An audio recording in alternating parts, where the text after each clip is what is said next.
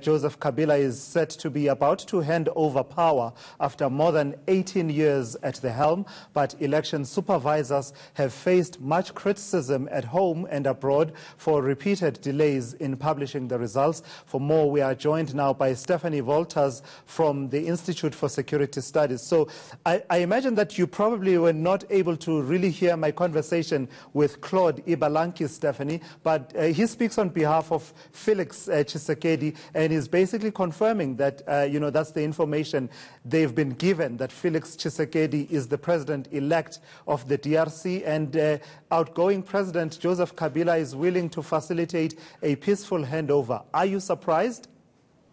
I was able to hear the conversation, and good afternoon. I think we are all surprised by the Seni's declaration that Felix Tshisekedi is the winner of this election. I have to say that over the last few days, we've had many people telling us that there were conversations happening between Kabila and Tshisekedi's camp. So the surprise was less than it would have been perhaps a week ago. And many conversations taking place. And I mean, Claude Ibalanki telling me that the issue of national unity will be a priority and not ruling out the possibility of a government of national unity.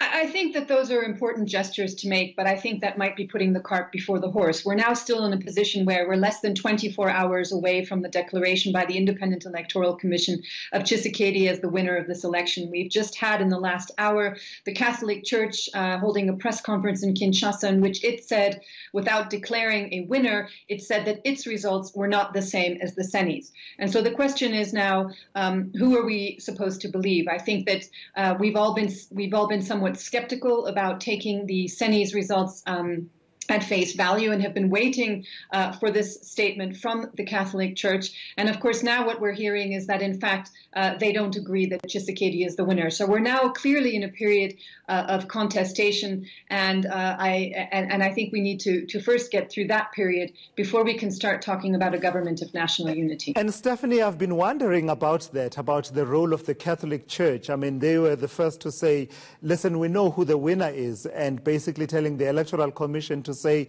don't try and manipulate what we already know. And already now, as you say, there's been that statement that says their results that they collated, they had a massive deployment on the ground, that their results are different from the ones that have been announced by the Electoral Commission.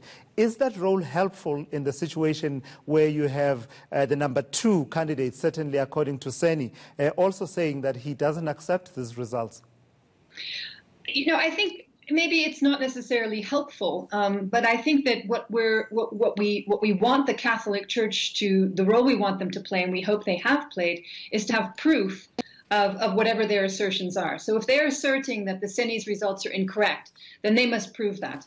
I think we are all, of course, worried about instability in the DRC and especially in big cities. Now, we had anticipated large-scale violence if Shadari had been announced. Instead, we have Tshisekedi being announced, and we don't have that kind of a reaction from most of the Congolese population yet, although, of course, there are Fayulu supporters who are unhappy with this outcome.